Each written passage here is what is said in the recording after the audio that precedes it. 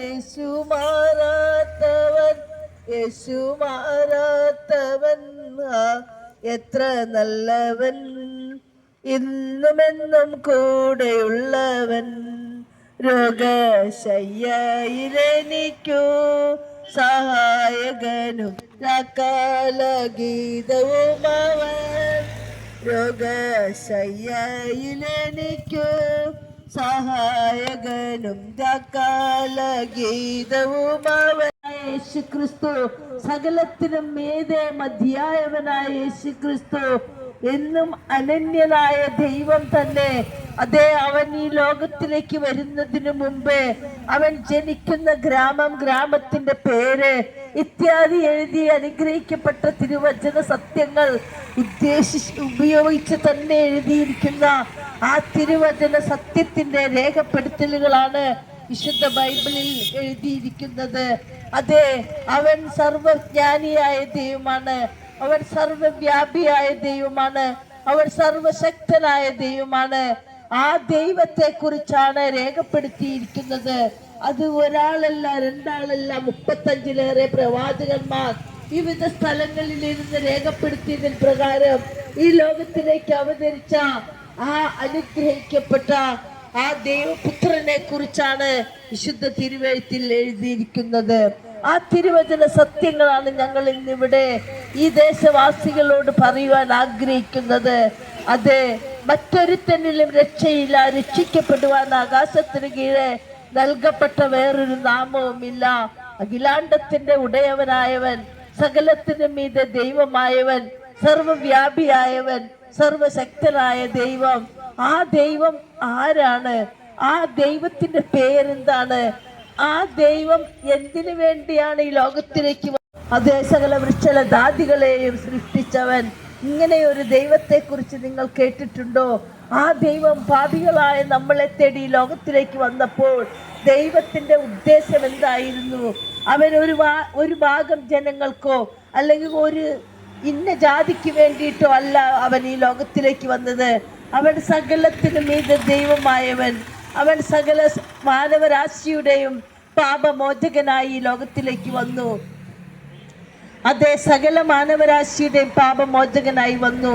അപ്പോൾ ഈ ലോകത്തിൽ അവനെ കൂടാതെ, അവനിലൂടെ അല്ലാതെ പാപമോചനമില്ല എന്നുള്ള ഈ സത്യസന്ദേശം ഈ ദേശത്തോട് അറിയിക്കുമ്പോൾ, അതെ, നമ്മുടെ പാപം മോചിച്ചു കിട്ടുന്നതിന് മനുഷ്യൻ ഇന്ന് എവിടേക്കോ ഓടുന്നു. അതേ, മനുഷ്യൻ പാപപരിഹാരത്തിന് വേണ്ടി പല ക്രിയകളും ചെയ്യുമ്പോൾ, അതെ, എവിടെയാണ് നമ്മുടെ പാപം പരിഹരിച്ചു കിട്ടുന്ന സ്ഥലം എന്നുള്ള ഈ സത്യസന്ദേശം നിങ്ങൾ അറിയണമേ.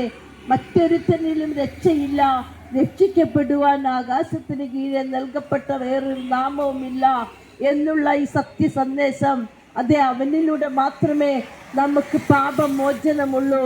അതെ, ഞാൻ തന്നെ വഴിയും സത്യവും ജീവനുമാകുന്നു, എന്നിലൂടെ അല്ലാതെ ആരും സ്വർഗത്തിലെത്തില്ല എന്ന് അരുളി ചെയ്ത ആ അരുമനാഥിന്റെ ദിവ്യ സന്ദേശ വചനങ്ങൾ, ആ വചനങ്ങൾ ജീവനും ചൈതന്യവുമുള്ള വചനങ്ങളാണ്. അതെ, അത് ഇരുവായ്ത്തലയുള്ള വാളാകുന്ന വചനമാണ്. അത് എങ്ങനെ അയച്ചാലും അത് ക്രിയ ചെയ്യാതെ തിരിച്ചു വരികയില്ല. മനുഷ്യരുടെ എല്ലാ ജീവജാലങ്ങളുടെയും പ്രകാശധാരയായി ലോകത്തിലേക്ക് വന്ന നമ്മുടെ അരുമനാഥനായ യേശു ക്രിസ്തു, ഞാൻ ലോകത്തിന്റെ വെളിച്ചമാണെന്ന് പറഞ്ഞവൻ, അന്ധകാരത്തിൽ കിടക്കുന്ന ജനങ്ങളെ പ്രകാശത്തിലേക്ക് നയിക്കുവാൻ ലോകത്തിന്റെ പ്രകാശമായി വന്ന ഒരേ ഒരു അരുമനാഥനാണ് കർത്താവായ യേശു ക്രിസ്തു. ആ യേശു ക്രിസ്തുവാണ് ഈ ലോകത്തിന്റെ പാപപരിഹാരകനായി വന്നവൻ. അവനാണ് സകല മാനവ കുലത്തിൻ്റെയും പാപമോചകനായി വന്നവൻ. മറ്റൊരുത്തനും ഈ ലോകത്തിൽ മനുഷ്യരുടെ പാപങ്ങളെ മോചിക്കുവാൻ, മക്കളെ പാപത്തിൽ നിന്ന്, ശാപത്തിൽ നിന്ന് മോചിപ്പിക്കുവാൻ കഴിവുള്ള ഒരേ ഒരു നാമം അത് ശ്രീയേശു നാമമാണ്. ആ നാമത്തിന് മേലായ വേറൊരു നാമവുമില്ല, മറ്റൊരുത്തനിലുമില്ല, മറ്റൊരു നാമവുമില്ല. അതെ, നമ്മൾ അനേകം നാമങ്ങളെ വിളിച്ച് പ്രാർത്ഥിച്ചിട്ട് കാര്യമില്ല.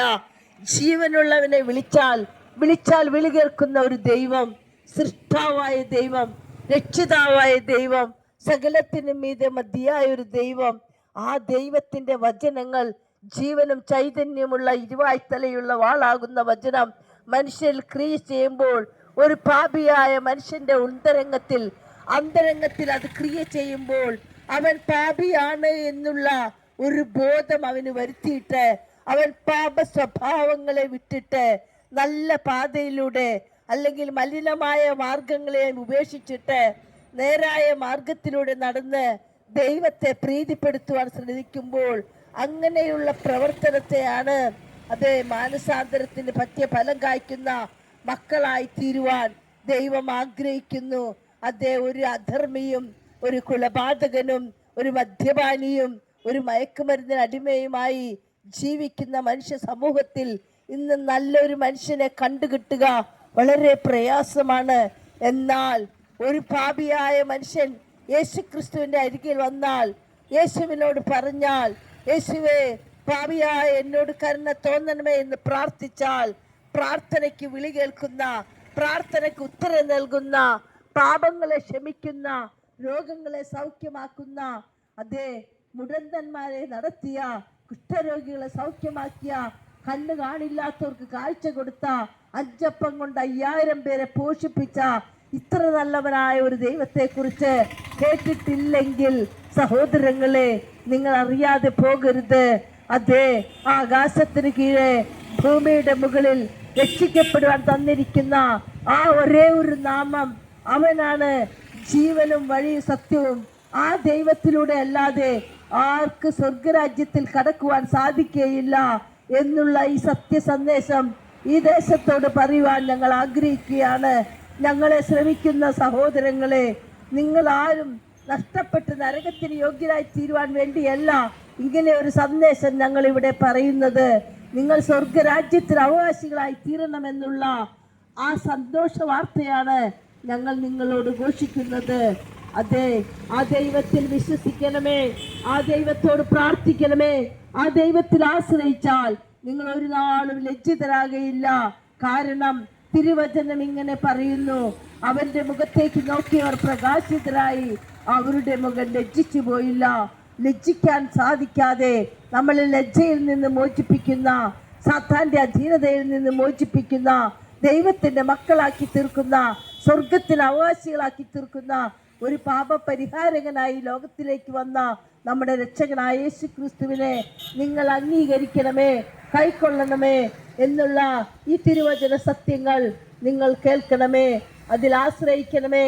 അങ്ങനെ നിങ്ങൾ നല്ല പാതയിലൂടെ സഞ്ചരിച്ച് ദൈവത്തെ പ്രസാദിപ്പിക്കുന്ന മക്കളായി, ദൈവത്തിനെ അനുസരിക്കുന്ന മക്കളായി, സ്വർഗത്തിന് അവകാശികളായി തീരുവാൻ തക്കവണ്ണം നിങ്ങളുടെ ദൈവം അനുഗ്രഹിക്കട്ടെ എന്ന് പറഞ്ഞുകൊണ്ട് ഞാൻ എൻ്റെ വാക്കുകളെ ഉപസംഹരിക്കുന്നു.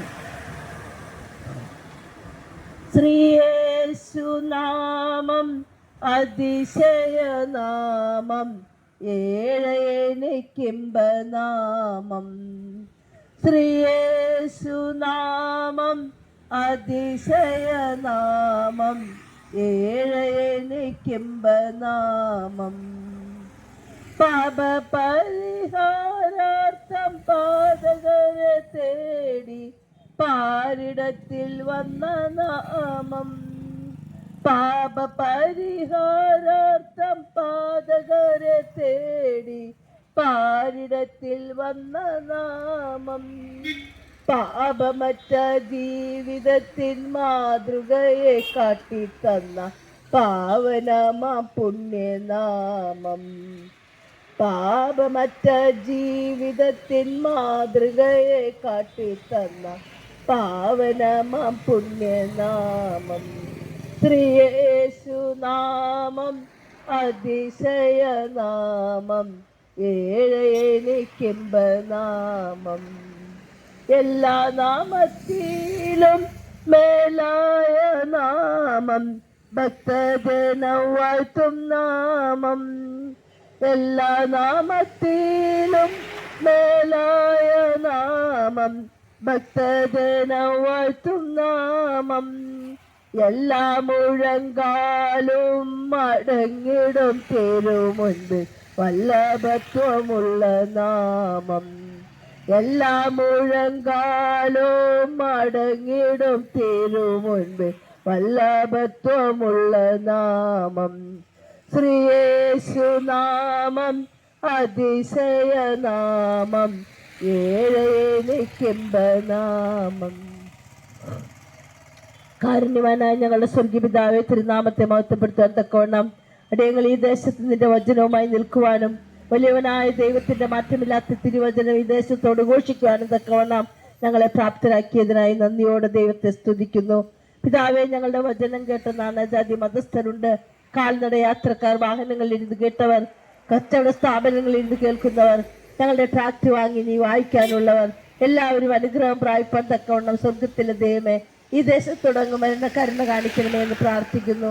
പിതാവേ, ഞങ്ങളുടെ വചന സത്യവചനം ഈ ദേശത്തെ പറയുവാൻ തക്കവണ്ണം അങ്ങയുടെ കൽപ്പന പ്രമാണിച്ചാണല്ലോ അപ്പൊ ഞങ്ങൾ ഇവിടെ ആയിരിക്കുന്നത്. അപ്പൊ ഈ ദേശത്തെ മദ്യപാനികളായ മനുഷ്യർക്ക് നീ മാനസാന്തരം കൊടുക്കണമേ. പിതാവേ, മയക്കുമരുന്നിന് അടിമകളായി ജീവിതത്തെ മുന്നോട്ട് കൊണ്ടുപോകുന്ന കുഞ്ഞുമക്കളെ നീ വിടുവിക്കണമേ. ജീവനുള്ള ദൈവത്തിന്റെ സത്യവചനങ്ങൾ അവരിൽ ക്രിയ ചെയ്യുവാനും ഈ ദേശം വിടുതൽ പ്രാപിപ്പാനും വലിയവനായ ദൈവം ഈ ദേശത്തോട് മനസ്സലിവ് കാണിക്കണമേ എന്ന് പ്രാർത്ഥിക്കുന്നു. അങ്ങ് ഞങ്ങളുടെ പ്രാർത്ഥന കേട്ടതിനായി സ്തോത്രം.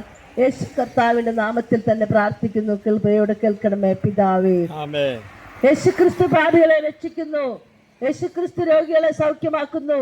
യേശുക്രിസ്തു പരിശുദ്ധാത്മാവിനെ നൽകുന്നു. അവൻ രാജാവായി വീണ്ടും വരുന്നു. അവനെ എതിരേൽക്കാൻ ഒരുങ്ങിക്കൊള്ളുക. ആമേൻ. കർത്താവേ, വേഗം വരണമേ.